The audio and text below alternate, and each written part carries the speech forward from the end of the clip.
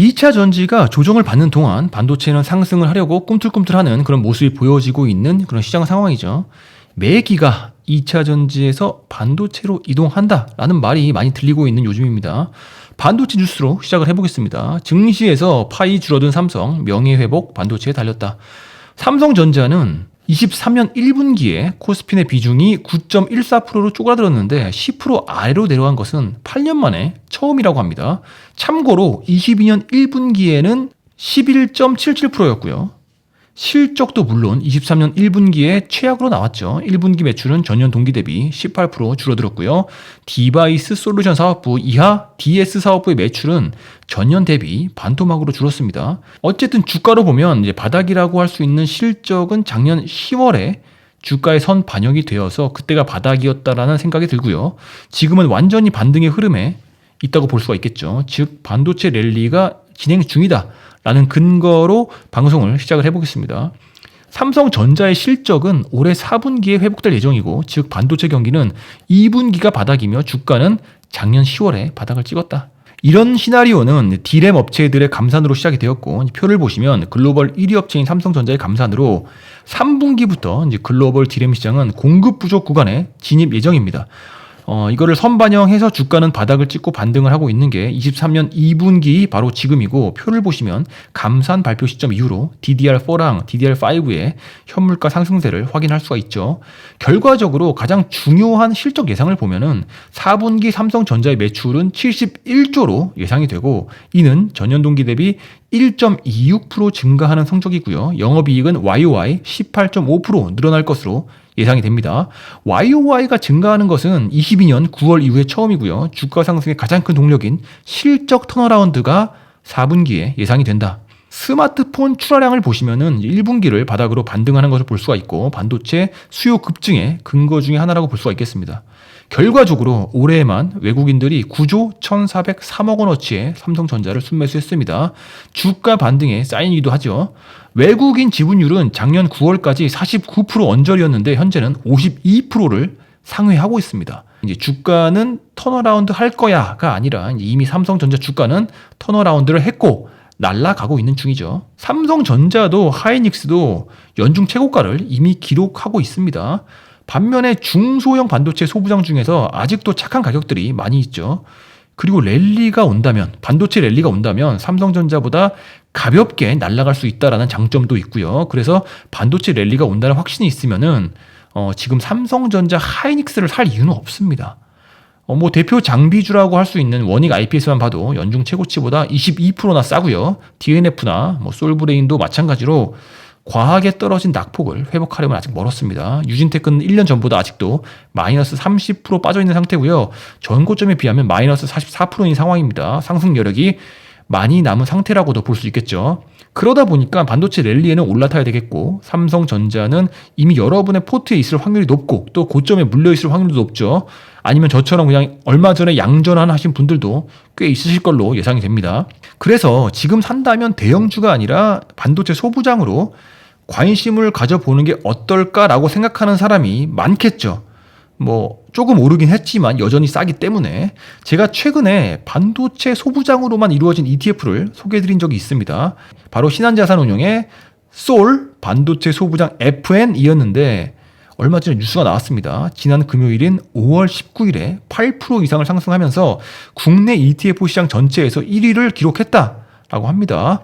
그리고 순자산 513억 원을 달성했는데 4월 25일에 상장을 했기 때문에 한 달도 안 된 시점에서 이미 흥행 성공을 했다.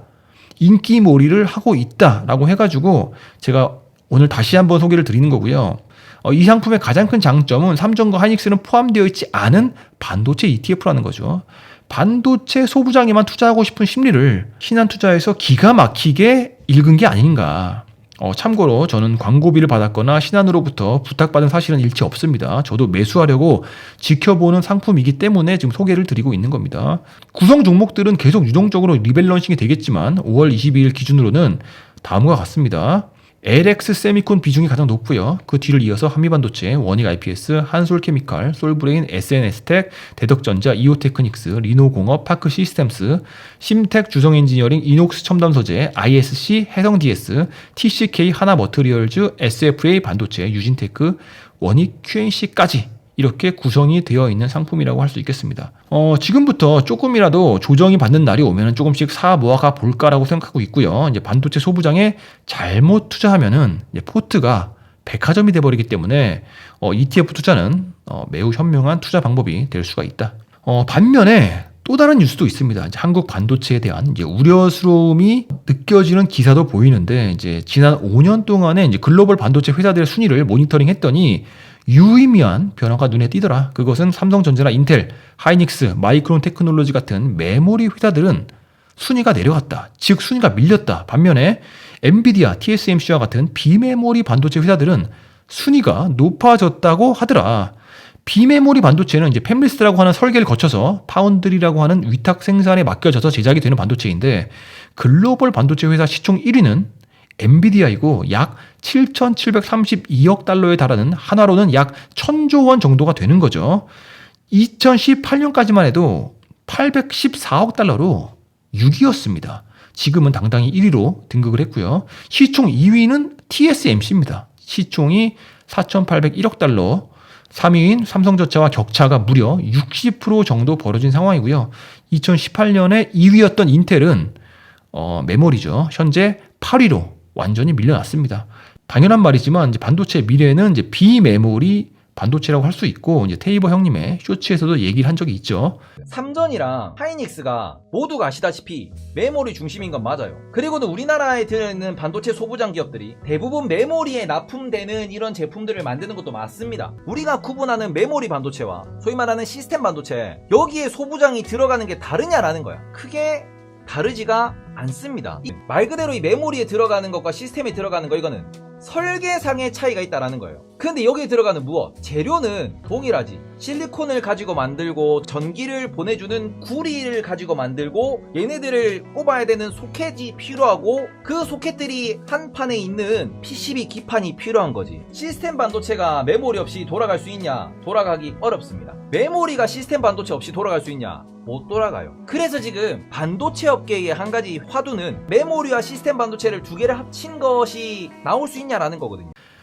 이미 삼성전자도 비메모리에 뛰어들고 있습니다. 그리고 한국 반도체 소부장에 대해서도 맞춤형 설계를 한다는 사실 빼고는 소부장 기업 입장에서는 메모리와 비메모리 반도체가 쓰이는 소재 부품 장비는 이제 크게 다르지가 않다라는 게 핵심이고요. 즉 삼성전자가 파운드리에서 점유율을 가져오는 성과를 달성하느냐가 한국 반도체 밸류체인에 있어서 관건이라고 할 수 있겠습니다. 비메모리 혹은 시스템 반도체의 미래는 인공지능 AI 및 차량용 반도체 등이 고성장의 높은 수요 증가로 주가 상승의 동력을 갖고 있다고 할 수가 있는 거죠. 비메모리의 특징이 맞춤형 설계에다가 수량에 맞게 생산을 하기 때문에 가동률을 탄력적으로 조정할 수가 있고, 결국 재고가 적게 나온다라는 장점이 가장 큰 장점이죠. 수많은 빅테크들이 이제 비메모리 반도체를 직접 설계를 하고 있고, 어차피 삼성과 한국 반도체가 넘어야 할 산입니다. 그리고 미래를 보면은 인공지능과 차량용 반도체로 도약의 발판을 마련해야만 한다라는 게 바로 반도체 산업의 팩트입니다. 그래서 이 시점에서 또 하나의 ETF를 소개해 드리려고 하는데, 이 ETF도 굉장히 최근인 5월 16일에 지난주죠. 최근에 상장한 따끈따끈한 ETF입니다. 타임폴리오의 글로벌 AI 인공지능 액티브 ETF. 이름이 대단히 복잡하죠. 이 ETF는 인공지능의 핵심 요소인 데이터 알고리즘 AI 반도체에 무게중심을 둔 상품이고요. 무엇보다 성장성이 높지만 개미들 입장에서는 생소한 분야가 지금의 인공지능 AI가 아닌가 싶습니다. 실제로 이 상품에 한국 기업들도 포함이 되어 있는데 제가 아는 회사는 하나도 없더라고요. 그 구성 종목에 대해서는 뒤에서 더 설명을 드리겠습니다. 이 ETF가 이제 빅테크 ETF랑은 완전히 차별화가 되는 게 애플이나 아마존 같은 기업은 포함이 되어 있지 않습니다. 반면 엔비디아나 마이크로소프트 같은 AI에 집중을 하는 기업들만 담겨져 있고요. 인공지능이라는 산업에 대해서 투자는 고려하고 있으나 지식은 별로 없는 투자자들에게 좋은 상품이 아닐까라는 생각이 들고요. 무엇보다 반도체의 미래라고 할 수 있는 엔비디아가 가장 많이 포함이 되어 있기 때문에 많은 분들이 관심을 가질만 하다라는 생각을 합니다. 기본 정보를 보시면은 현재 77억까지 모았고요. 보수율이 좀 높습니다. 무려 0.80%입니다. 0.8%고요. 구성 종목을 보시면 엔비디아가 23.31%로 압도적으로 높고 2위는 마이크로소프트, 3위는 메타 플랫폼주고요. 이 세 개만 합쳐도 40%에 달합니다.